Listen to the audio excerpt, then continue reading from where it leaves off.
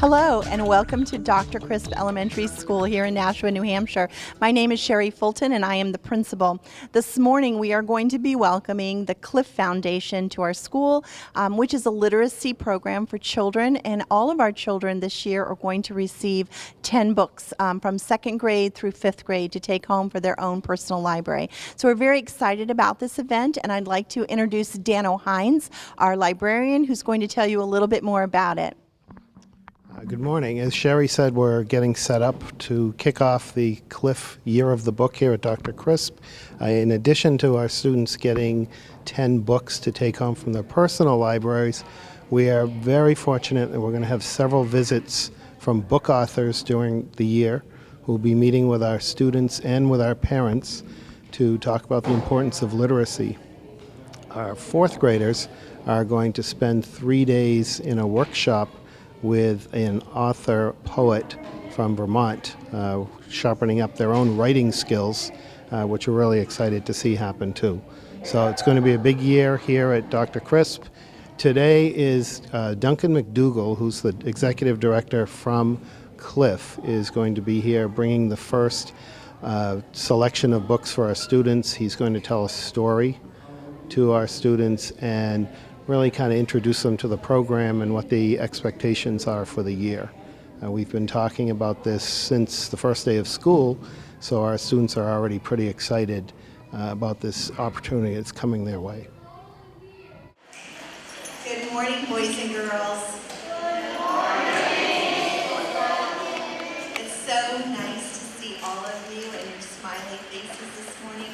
This is a very special morning for us, because we are going to talk to you about something called CLiF, and that stands for the Children's Literacy Foundation. And this is our kickoff. This is the day when we're going to talk about books and reading, which is something we love to do here at Dr. Crisp, right? Yes. So I'd like to introduce a few people to you, and then I'm going to turn it over to them, and they're going to lead the program this morning.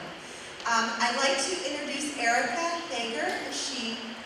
There she is, boys and girls, if you would look at her. She is the Wind Point Foundation founder of CLiF, and we're going to say, can we say good morning to her? Good morning. Good morning. It's nice to be with you today. We have Mitzi Barrett, and she's the CLiF director. Good morning. Good morning. And now I'm going to turn it over to someone you may recognize. Her name is Kathy Bolton, and she's from the Nashua Public Library.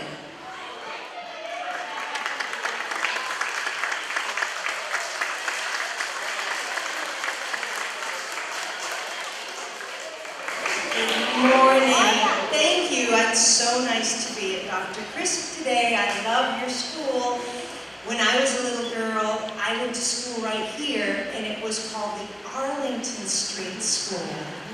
I tell you that story every time I come to Dr. Crisp because I feel like I'm back home again, really. So I grew up here in Crown Hill, and so your school is very special to me. And I've lived in Nashua my whole life, and I work at the Nashua Public Library in the children's room, and as I look around, I see a lot of familiar faces here. I sure do. So I like to see you here, and I like to see you at the public library.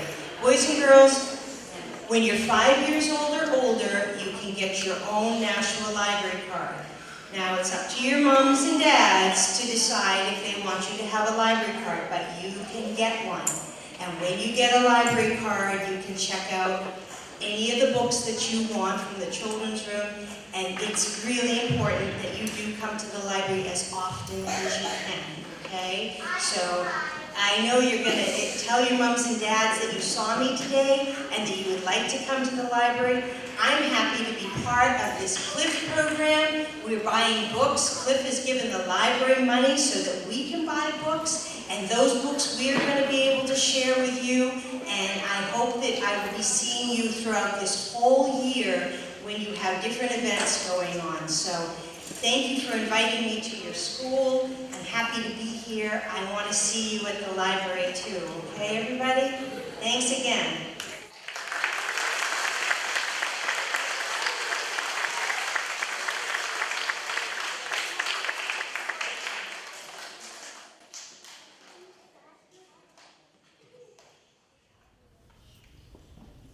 Good morning, everyone.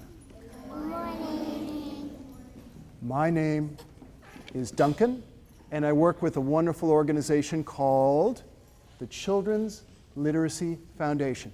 And that's just a really fancy way of saying we love books. And I think I have the best job in the whole world. Do you know what I get to do? Every day I get in my car. I have this red Prius. It's decorated all around the outside with books. And every day I fill it to the roof with books. This morning, I put about $8,000 worth of brand new books in my car. And then I came, and with friends' help, we unpacked all the books, and we're going to get to talk about books. And today is the kickoff, the very first beginning of what's called the CLiF Year of the Book. A year where our nonprofit is giving $25,000 worth of literacy support. Author visits and writing workshops and storytelling and books for kids and books for teachers' classrooms and books for the public library, as Mrs. Bolton said, and books for the school library. It's going to be like a tidal wave of stories and reading and writing. And I'm so excited to be here for the beginning. So today I drove down with my red Prius and unpacked all these books. We're going to talk about books. I'm going to find out what kind of stories you guys like to read. I'll tell you about these books, and the reason I'm doing that is because when we're done, some kids will be able to get some books. I know that first and second graders are going to be getting some books in a little while, but we've got lots of books coming into the school all year long. So, I travel through books. When I was your age, you know what my favorite place in the world was to read in the summertime? A tree. Who likes to climb trees? Who likes to climb trees? Me too. So what I used to do, listening ears please. What I used to do when I was your age is I would I would go in my backyard where there was a great big tree, and I would take whatever book I was reading at the time, and I'd stick it in my back pocket. And I'd climb up about 2 or 3 levels of branches, and I'd sit against the tree where I was nice and safe, and I'd open up that book, and I traveled all around the world in that tree because I had a superpower. Do you know what my superpower is? What? I can read. And when you can read, you can travel anywhere. You can go anytime. You can be anyone. I traveled all around the world in that tree because I was a reader. A book is like a ticket. A book is like a ticket that can take you anywhere you want, let you be anywhere you want, and we have tables covered with tickets. So before I tell you about these tickets to imagination, I want to find out what kind of books you guys like to read. Very quietly, I'm going to ask lots of questions. Just quietly raise your hand. How many of you like to read books about animals? Who likes books about animals? Nice. Shh, quiet, quiet, quiet. Hands down. Thank you so much. And if you really like a book, you can double hand. That's legal. All right, hands down. Not yet. Who likes adventure books? Teachers, I'd love to hear what you guys like too. Hands down. Who likes funny books? I'm going to double hand that one. Makes me laugh just thinking about it. Hands down. Shh, shh, shh, shh, shh, shh, shh. Who likes books about different parts of the world, different countries? Me. I do too. I do too. Hands down, hands down. Mrs. Bolton, what kind of books do you like to read? Oh my goodness, I love all kinds of books. I know. I can't even pick one because I love so many. What did you read most recently? What kind of book? I probably most recently read an older fiction book. Fiction. So is that real or not real? I always get confused. That's not real. Not real. Fiction is not real. So non-fiction is real. Yes. Got it? Okay, fiction. What do you like to read? Me? Yes. I like fantasy books. Fantasy books. So other worlds. What do you like to read, ma'am? What do you like to read? Mystery. Mysteries, where she's not quite sure what's going to happen next. Mitzi, what do you like to read? I also like mysteries. Lots of books about mysteries. Erica, what do you like to read? I like mysteries too. Mr. Hines, what do you like to read? I like shark. Whoa, shark books. I thought so. Looking at, listening ears, looking at Mr. Hines, I thought, I bet you he's going to like shark books, and I was right. All right, so there are so many kinds of books. There are hundreds of thousands of kinds of books, which is a good thing because there are hundreds of thousands of kinds of us. And all of us are into different books. And fortunately, we have books on all of those things. So listening ears, everyone. Shh. I want to tell you about some of these books. See what we have up here that we brought. Mango, Abuela, and Me. This is about a young girl and her aunt. Oh, I bet Mrs. Bolton likes Library Lion. That's a wonderful book. Now, I told you can travel anywhere in the world in books. This book is called Mali Under the Night Sky. This is about a young girl who lives in Asia, in the country of Laos. A beautiful book. Who likes books about trains? I thought so. Do you guys know Mike Mulligan and the Steam Shovel? I bet some of the teachers do. Officer Buckle and Gloria, do you know that one? That's a really funny book. This is a cool book. Shh, shh, shh, shh. Shh, shh, shh, shh. Listening ears. Shh. So, this book is called Actual Size. It shows the actual size of different animals. Whoa, that's a big eyeball. This is the actual size of a giant squid. That is the actual size of a grizzly. And that's the actual size of what? Anteater. Good one, good one. We have some other classics. Cloudy with a Chance of Meatballs. Some of you may know the Little House on the Prairie series. That's a great book on that. Shh. Question for you. Shh. What does an author do? Hands up if you know quietly. What does an author do? Yes. Very good. He or she writes the words. Well done. And what does an illustrator do? What does an illustrator do? Nice. He or she makes the designs. So this book is made by Jason Chin. He's an author and illustrator who lives in Vermont, and he is one of 62 professional presenters who represent CLiF. So this year, for example, here in your school, you're going to have authors and illustrators and poets and storytellers come, and he may be one of them. So he is the author and illustrator of this beautiful book called Redwoods, all about the great trees. So he did the designs, he did the paintings, and he also wrote all the words. If you like music, there's a wonderful book about Trombone Shorty, an amazing musician. Another classic I know the teachers have read, Caps for Sale. Do you guys know Frog and Toad? Yes. I thought so. Do you guys know Elephant and Piggy? I thought so. Oh, this is a cool book. Who likes sports books? Who likes books about sports? Me too. Shh. In fact, tonight, when I go back home, I'm going to play soccer. I love playing soccer. I play every week. So this is a wonderful book about a boy who plays soccer in Africa. His love of soccer in that game. So I was delighted. Shh. I was delighted because we got to meet Mrs. Bolton. Librarians are my heroes. And one of my favorite places in the whole world to be is in a library. Rooms and rooms filled with books, tickets to adventure and excitement. So if you haven't had a chance to visit the Nashua Public Library, you should do so. And I know Mrs. Bolton will have a big smile on her face when you go to visit her. Now I know this is a book, I want to tell you a story, and I know this is a book that she has in her collection, and I'm sure she'd be happy to lend it to you. It's a story that we're going to tell together. I'm going to ask lots of questions, so I need everyone crisscross applesauce, please. With listening ears, when I ask a question, just quietly raise your hand. Sound good? Yeah. All right, hands down. It goes. Shh, shh, shh, shh, shh. Can you turn around, sweetie? Turn around. Face me. Thank you. The story goes like this. Sylvester loved collecting rocks and pebbles. It was his favorite thing to do.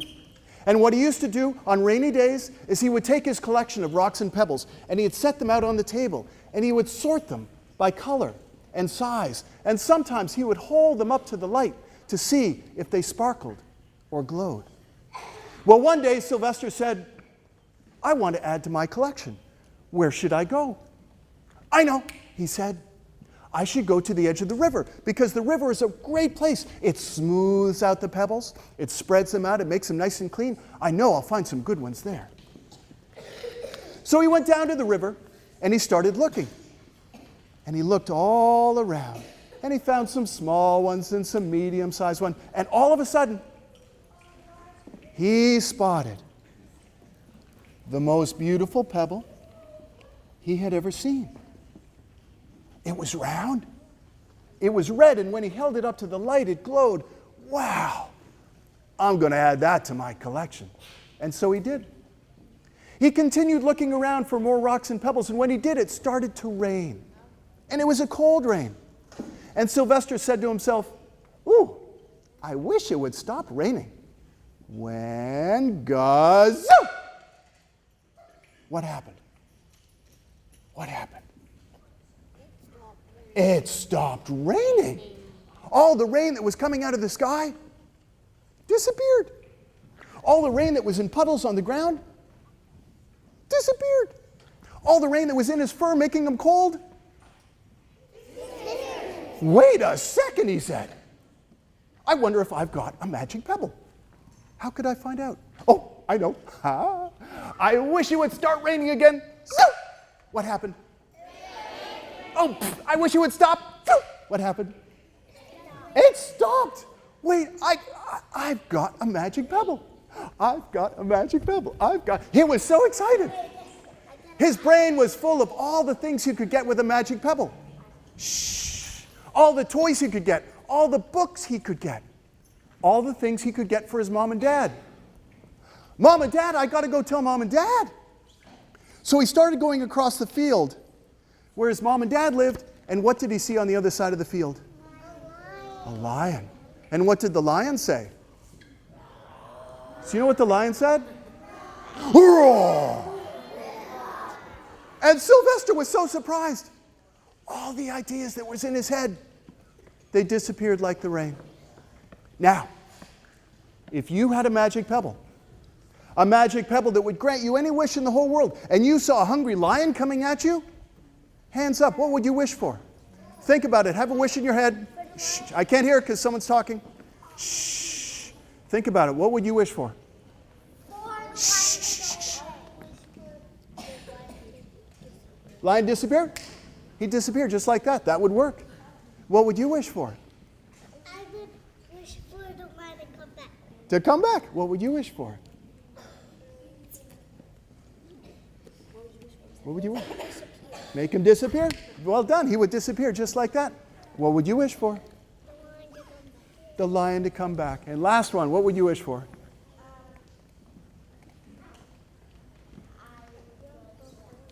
All right.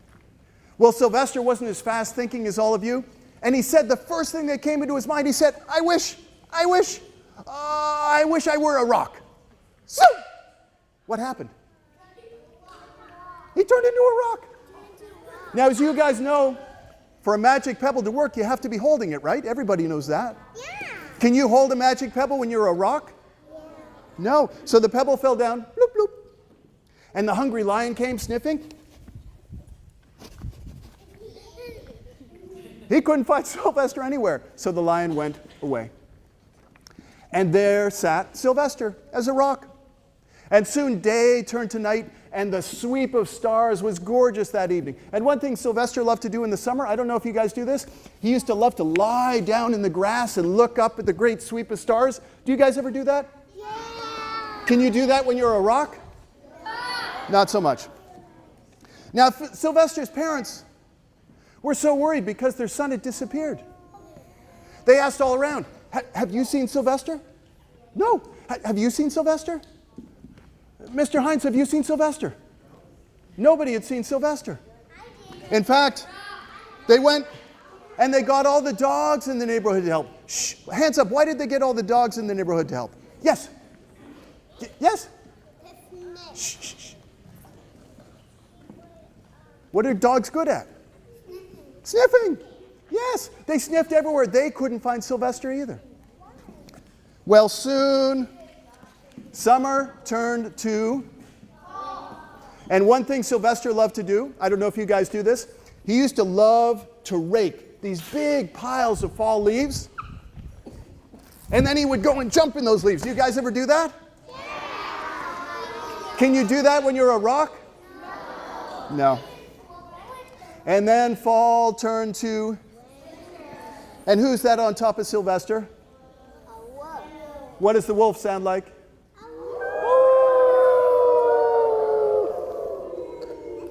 And then winter turned to spring. It was a beautiful spring, just enough rain, and the flowers grew and the scent wafted on the breeze. Could Sylvester enjoy the smell of the flowers? No, he couldn't. Well, what happened was, Sylvester's parents had shh, ladies, shh. Sylvester's parents had such a sad winter because their son had disappeared. So Sylvester's dad said, honey, we need to cheer ourselves up. Let's go to the field where Sylvester used to go, and we'll have a picnic and we'll cheer ourselves up. So they went and they got a basket of food and an umbrella, and they went out to the field where Sylvester used to go, and they were so surprised because right in the middle of the field was a great big rock. That's strange. There didn't used to be a rock here, but it looks like a good place to picnic. Let's picnic here. So Sylvester's dad set up the umbrella, and Sylvester's mom sat right down on top of Sylvester. Did she know it was Sylvester? No, she didn't. So they were just about to have their lunch when Sylvester's dad said, honey, I just spotted the most beautiful pebble I have ever seen. It's round, it's red, and when you hold it up to the light, it glows. We should keep this for Sylvester for when he comes home.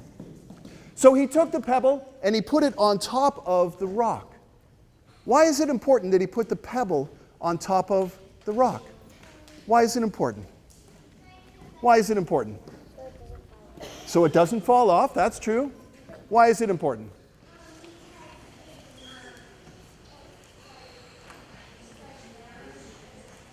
Why is it important?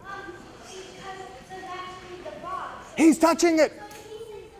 Yes, yes, that's right. He was finally touching the rock. So Sylvester heard his parents' voices, and he said to himself, I wish I were Sylvester again.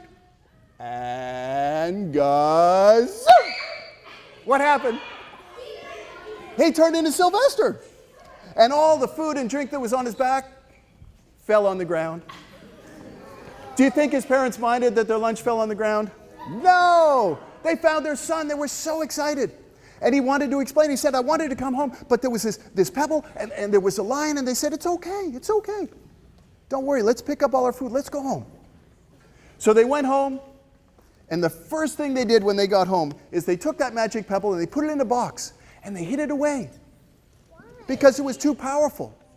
And they realized they didn't need a magic pebble because they had their biggest wish of all, and that was the whole family back together again. And that is Sylvester and the magic pebble.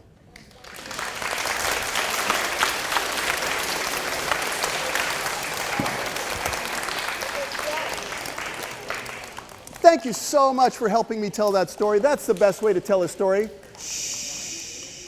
is to tell it with friends. So I hope you saw up here some really exciting books. A lot of these books are available for you at your school library, or you can visit Mrs. Bolton at the public library, and thousands of other exciting ones are there too. How many of you have seen a book that you might like to read up here? All right. So we have books. These books are in your public library, in your school library, and we're going to have lots of books coming to your school this year. So I hope you enjoy reading them. Thank you so much for being such a great audience. So here's what's going to happen. This year, every single one of you gets to choose your own personal library of 10 brand new books. Today, you get to choose your first book of that library. So you see those beautiful books up there? Yeah. In a second, each class is going to go up and you get to choose any brand new book you want to keep. Is that thumbs up? We get a thumbs up on that? All right. Once you have your book, Never picked it. Oh my God. once you've chosen your book, head over to the corner. Early chapter books over here too. Remember, thinking about 5-finger rule books that you can read. This is so cool.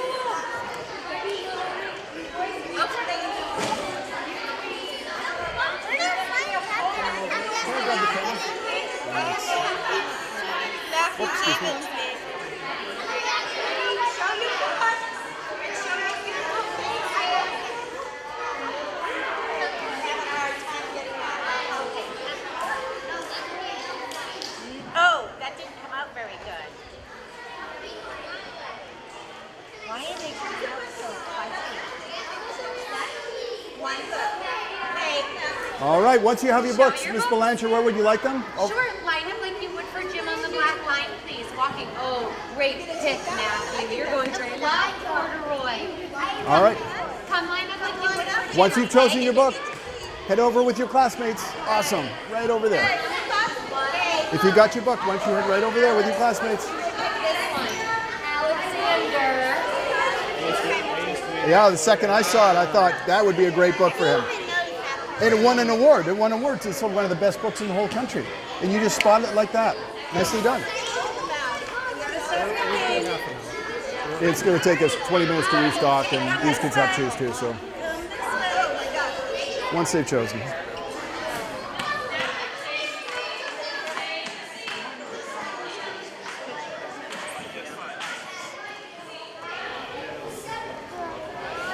What'd you get? Oh, I love Pete the Cat. He was so funny.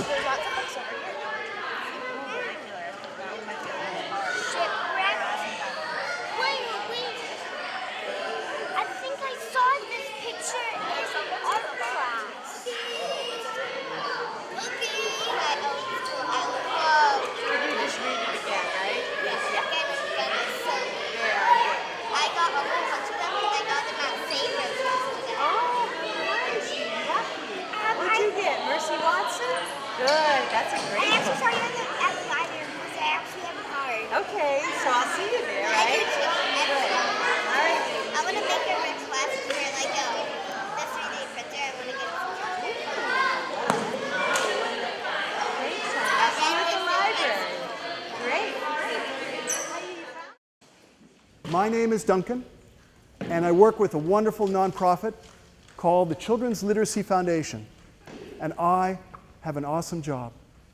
I and 60 other people, we travel all around these two states. The blue state, VT, is the state of Vermont, and the red state, NH, is the state of New Hampshire. And there are more than 400 towns that we visited.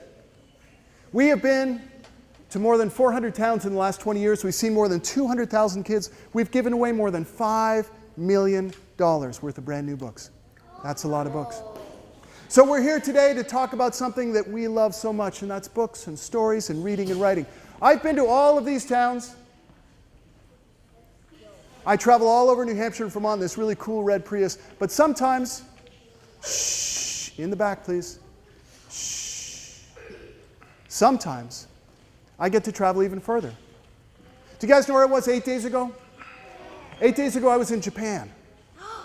Hands up very quietly if you can tell me where Japan is. Where's Japan? Very quietly. Yes. Shh. Very good. Island in. Nicely done. Full points. Well done. So it's a series of islands actually in Asia. And I was in Japan because when I was your age, I had a friend and she loved everything about different countries. She read books about different countries and different peoples. And when she grew up, she said, that's what I want to do. I want to study different people from all over the world. And so she read books in the library, she read books when she went to school, she went to college, and she became this researcher. And she ended up in Japan. She called me up, she said, Duncan, I came across this amazing story of this young man, and he was about your age. And hundreds of years ago in Japan, he was in a fishing boat. He was working as a fishing assistant. And the boat got stuck in this huge storm, it was blown off. And in those days, Japan was separated from the whole world. They didn't want to have contact with anyone else. If you left the country, If you came back, they killed you. And that boy was swept away in this storm. He knew he could never go back to his home. He had to live all around the world until years later he came back and he helped change his country. A true story. An amazing story. Do you want to come hear about it? And I said, yes. So I went to Japan and I met with my friend and we traveled all around. We went to the fishing village where the boy grew up and nearby where he was blown away, and we studied all sorts of documents and things about his life. It was amazing to learn about a boy your age who had so many adventures all around the world. Do you guys know how I traveled? How did I travel from my home in Waterbury Center, Vermont, about almost 3 hours from here, all the way to Japan, all the way back here to Nashua in 8 days? That's not very long. How did I travel? By boat. Because you heard Japan's series of islands. I could have taken a boat, but I didn't. How did I travel? By car. I could have traveled in my car full of books, but I didn't. These are good guesses. How did I travel? A plane. I could have flown. I could have flown to Tokyo and gone visited my friend, but I didn't travel by plane. How did I travel? Train. By train. I love traveling by train, but I didn't travel by train. I traveled all the way from my home in Waterbury Center, all the way to the other side of the world, to Japan, all the way here to Nashua in 8 short days by book. 8 days ago, I was reading this awesome book called Shipwrecked, The True Adventures of a Japanese Boy. This is a true story of this young man who, in his day, was blown off the island in a storm. He was your age, and if he went back, they would kill him.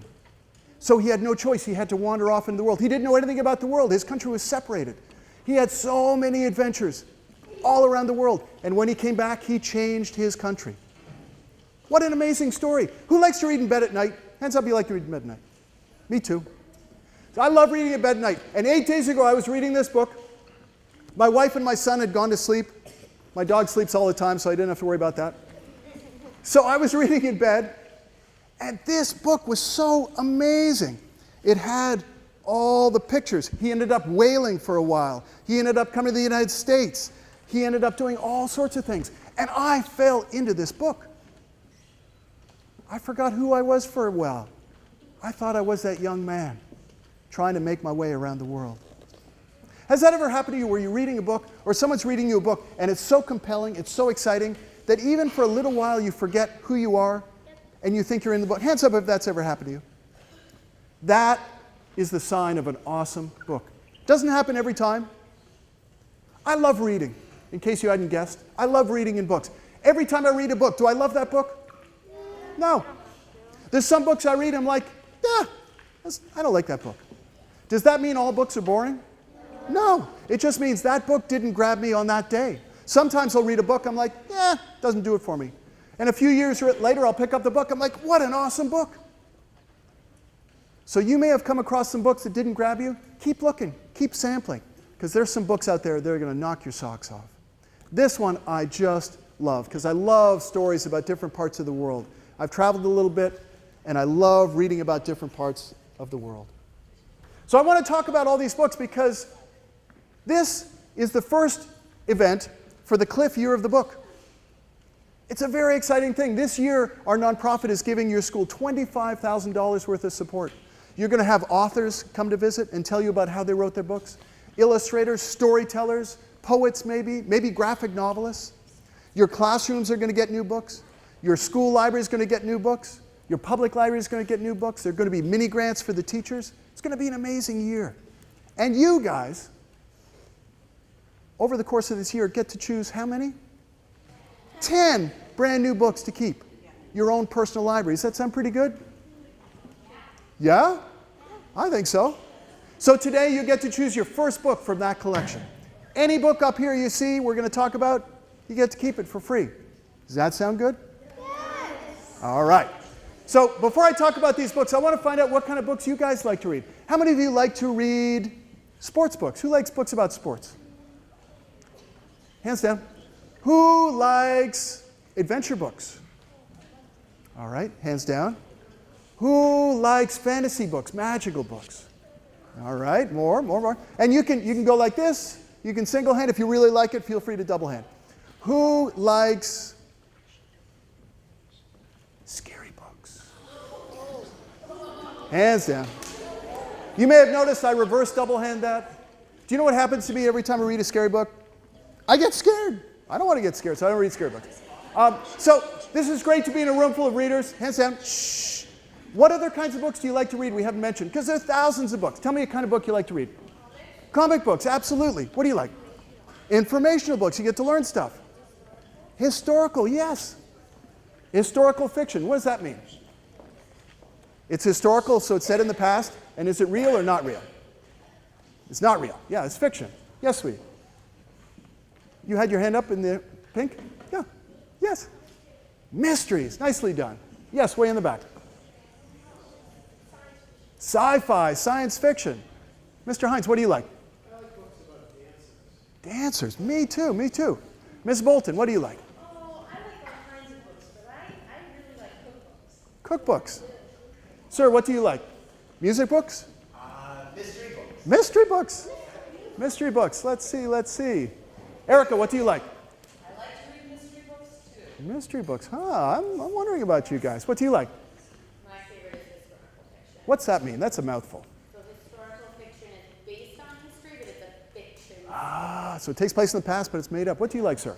Fantasy adventure. Fantasy adventure. I thought so. I thought so. All right. Hands down. We could do this all day. Did you notice how many different types of books there were? Shh, shh, shh, shh, shh. Shh. Not a sound. Did you notice how many different types of books there were? Can you mix those books up? Could you have an adventurous historical fiction book? Can you have a scary, funny book? You can mix all of those up. There's so many kinds of books. So I don't want to hear a sound. I want to tell you about some of these books because you get to choose any one of these books you want to keep today. So listen carefully, please. So if you like the natural world, the insect detective, if you like music, we have a great story about Woody Guthrie, the musician and poet of the people. Trombone Shorty, awesome musician. Mr. Hines might like this. Tall Chief, America's prima ballerina, if you like dancing. Now, what does an author do? Hands up, what does an author do? Simple question. Yes? Write books. What does an illustrator do? Draw pictures. So Jason Chin is one of 62 professional presenters. Authors, illustrators, poets, storytellers, graphic novelists. And he may be one who comes to your school. And he wrote and he illustrated this beautiful book about redwoods. Who likes fixing things, making things, designing things? Rosie Revere, engineer, a great book about a young woman who loves to do that. Electric Ben, Benjamin Franklin, inventor, diplomat. A wonderful book about a boy's dream of getting a bicycle in Africa. Who likes poems and poetry? I do. A Child's Calendar, poems by John Updike. Who likes mathematics and numbers? We have a great book, How Much is a Million? Historical fiction, When Jessie Came Across the Sea, a wonderful story about a young girl a couple hundred years ago who came from Ireland by herself. That was a brave thing to do. What was that like? We have, who likes comic books again? So this is a different kind of book. It's not a comic book. What kind of book is this? Hands up. Shh. No, it's got a special name. No. Graphic novel, very well done. This is a graphic novel, so it's a long-form comic book. Those are great books if you love comics. Who can tell me what is a series? What's a book series? Yes, sir. It's like different books, but different author. It's like TV. Yeah, it's like episodes. So it's a book series. You often have the same characters and they go on various adventures. So why is it sometimes a good idea to think about looking for a series if you're looking for cool books to read? Yes? Yeah, it's a lot longer. And if you find one of the books in the series, you're like, that was an awesome book. Ladies? That was an awesome book. Then you get a whole bunch of other books you can read. Do you guys know Magic Treehouse series? I read all of these with my son. There got to be probably over 100 now. We've got Pippi Longstocking. If you like scary books, we have Goosebumps. These are cool. We just added this. Extreme Adventures. Grizzly Trap is this one. Who has heard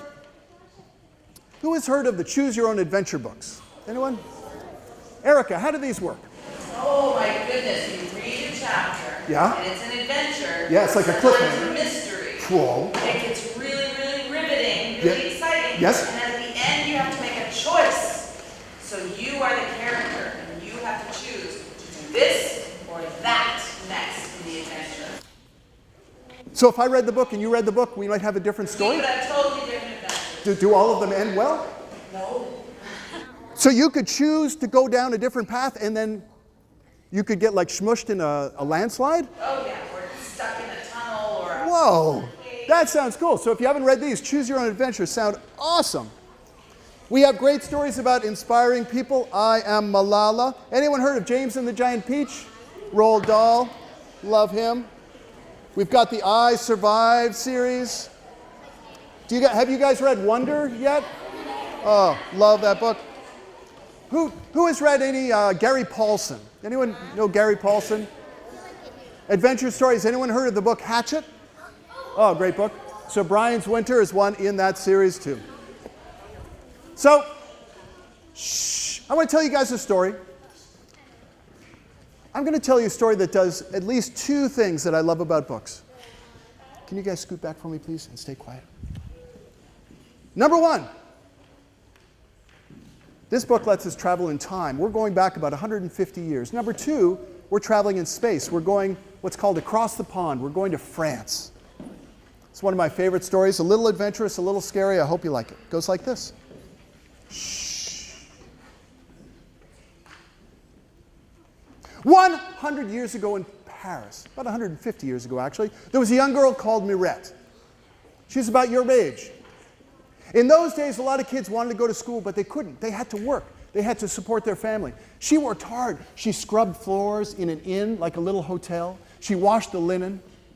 It was hard work, but she liked it because Paris, France, where she was like the center of the world. The most interesting people would come and stay in her hotel, and she got to talk with them and meet them.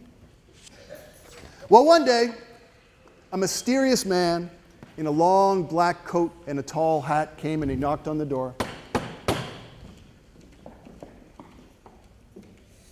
Bonjour, madame, he said. My name is Bellini. I'd like a room, a quiet room, because I don't want to be disturbed. So they found that mysterious man a room, and there he stayed. And hardly anyone saw him until about 3 weeks later. Mirette went to the back courtyard, and she found that mysterious man walking down the laundry line, like he was walking down the middle of the road. Monsieur, what are you doing? He said, my name is Bellini. I'm a wire walker. That's what I do. Wow, that's so cool. I mean, could you teach me? No. You must have the gift. And if you don't have the gift, there is no use. Well, Mirette was a very determined girl. It means she didn't give up easily, and I hope you have that characteristic. So she came up with a sneaky plan. Every time she was doing work, she made sure there was a door or a window facing in the back courtyard. If she was scrubbing the floors or cleaning the linen, she would look out and watch that mysterious man in the back courtyard as he walked the line, as he did his flips and juggling. And she thought, I've seen this so much, I think I could do it myself. So one day when Monsieur Bellini went into Paris to do some errands,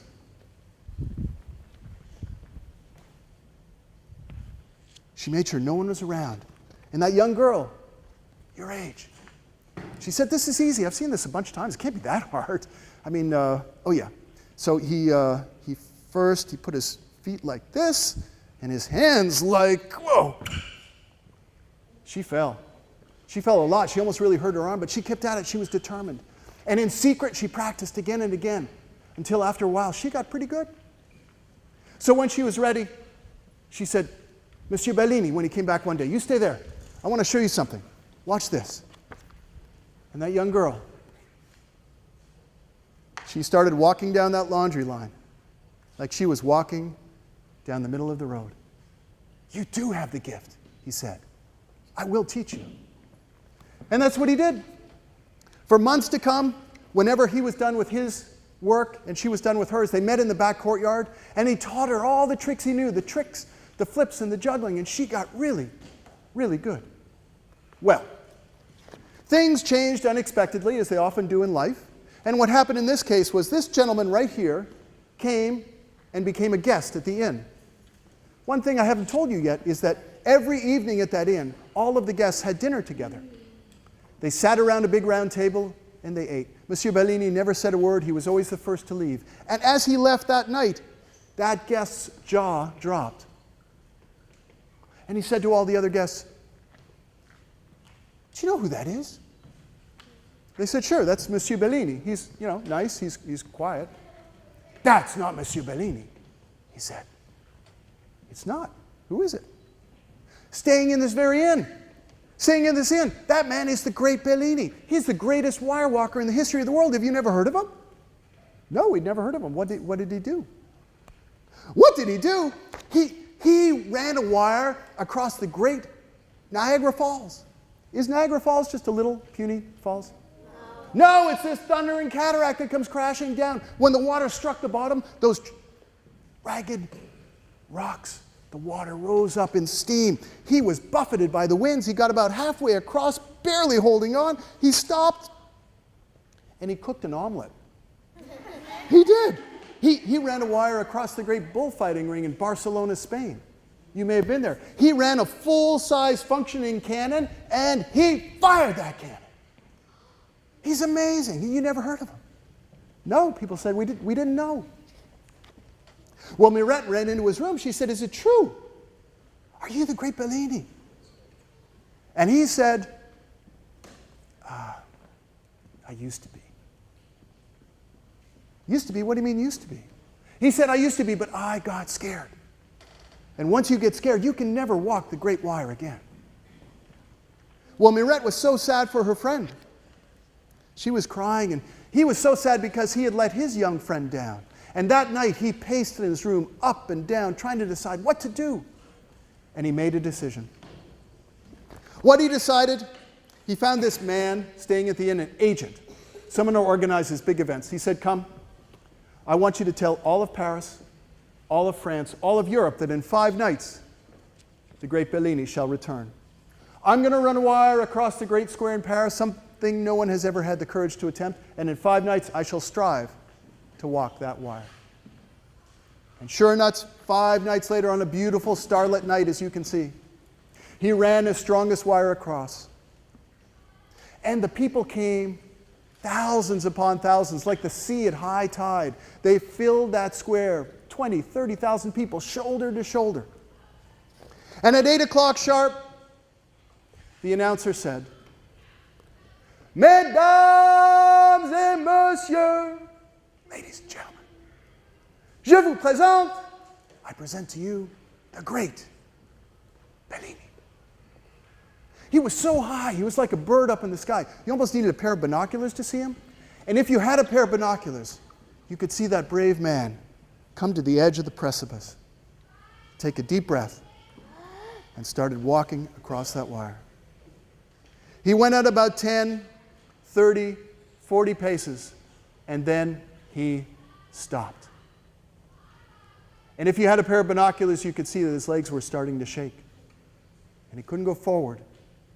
And he couldn't go backward. There was one direction left for him to go, and that was down. And there was one single person in that whole crowd who knew what to do. Who was that? The girl. She's like, "Oh no. Oh, excuse me. Coming through, coming through." She ran through the crowd, and she went to the other side of the building where the other wire is connected, and she ran up the stairs to the roof. And that young girl, your age, she went to the edge of the precipice. She took a deep breath, looked down on the crowd below, and started walking out that wire. She went at about 30 or 40 paces, and she reached out her hand and smiled. And when her friend saw that young girl with so much courage in her heart, his courage returned. And they met in the middle of the wire, and they did all the tricks that they'd practiced in the back courtyard, the juggling and the flips. And when that show was done, a shout rose up People said you could hear about 20 miles outside of Paris. The people who were there that night said they never forgot it for the rest of their lives. Now, I want you to look very carefully at this poster. It was put up on barns and buildings all across North America and Europe. About 150 years ago, faded by time and wind and rain. It says, "Coming soon to a town near you, Bellini and Mirette, the greatest wire walkers in the world."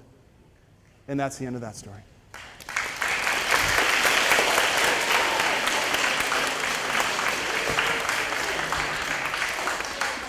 So I have a question to ask all of you, every single person in this room, adults and kids alike. You have to decide one way or another. The question is this: was that story true or made up? Was it nonfiction or fiction? Everyone needs to decide, every single person.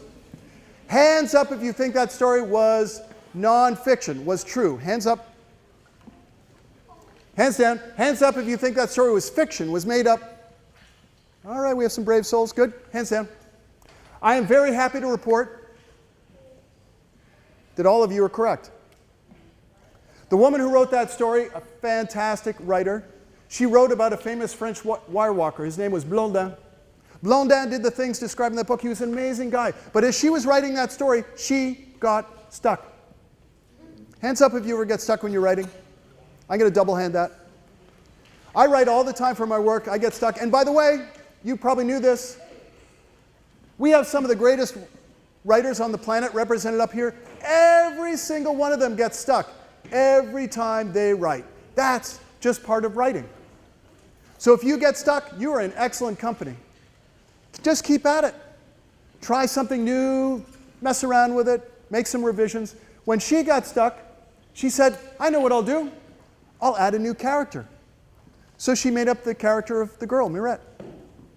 Did it matter that the story was half made up and half true? No. A great story is a great story. All of you guys have great stories inside you. Write them down. Share them with people. Don't share them if you don't want to, but just keep writing. Tell the story of your life. Fantasy stories, funny stories, crazy stories. And one day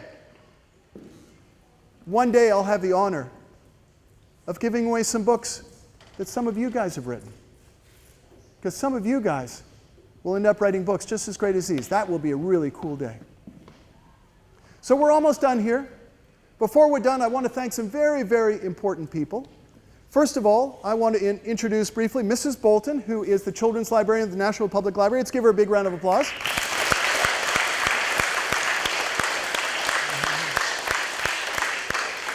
You want to just briefly say something about what's going on? I'm so happy to be here. It was so wonderful to listen to a great storyteller. I want to invite you all to come to the National Public Library. I know that a lot of you come because I see some familiar faces here, and you know that you can all get one of these, all right? You're over the age of 5. If your parents say it's okay, you should get a National Public Library card, and you may already have one, so ask your folks if you do. The library's not that far away. I hope that you and your parents or your friends can come over and see us at the library. CLiF is a wonderful, this is going to be exciting here. You get 10 free books to make your own library at home. That is awesome. And you know, CLiF gave the library money as well, so we could buy more books to share with you. So I want to see you at the library. Thank you so much. Thank you, Mrs. Bolton.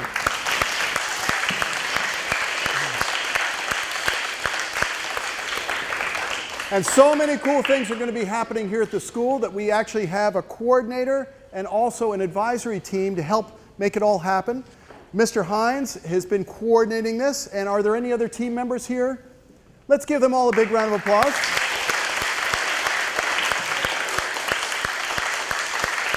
Is there anything you want to say, Mr. Hines? All right. Great. And the school library is getting a bunch of books too. Your classrooms are going to get books. There are mini grants for the teachers. Lots and lots of books coming up. So, a couple of things for the teachers before we're done, and then we're going to go to the kids. On the back table there's some newsletters. If you'd like to learn more about Children's Literacy Foundation, everything we do is completely free. There are lots of different ways we can serve your community, so I encourage you to grab one and see if there's another way we can come. We'd love to come back.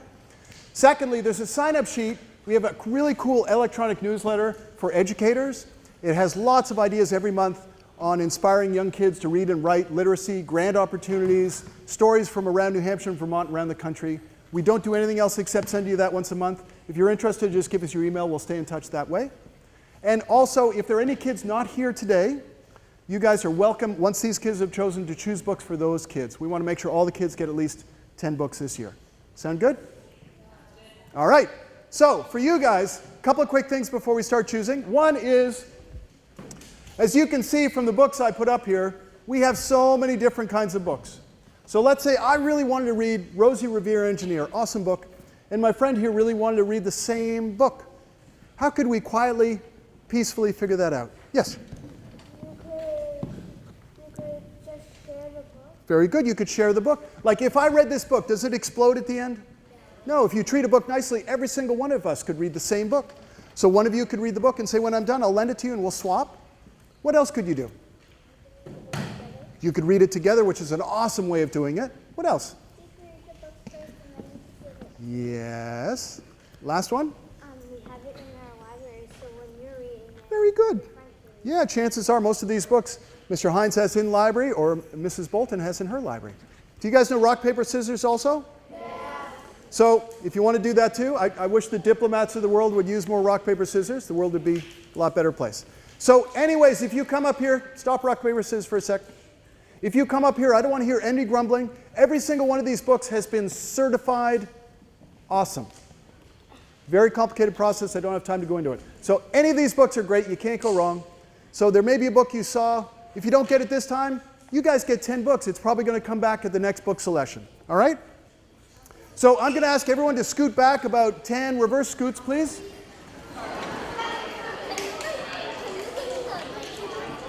Which one? There are lots of adventure books. Oh, the Choose Your Own Adventure where you get to decide? That's this one right there. All right, once you line up by the door, you're all set. You can line up by the door. Once you've chosen your book, go line up by the door, please. Awesome, good choosing.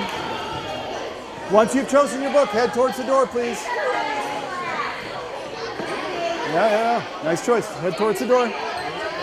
Once you've chosen your book, head towards the door. All right, Miss Stone, Alexa. Okay, thank you. Coming in, excuse me. Yo, Joshua. Good, yeah, choose whatever looks good. All right, time to go, you guys. Choose and go. We got lots of books coming, lots of kids coming. There you go. You're good. All right, coming up.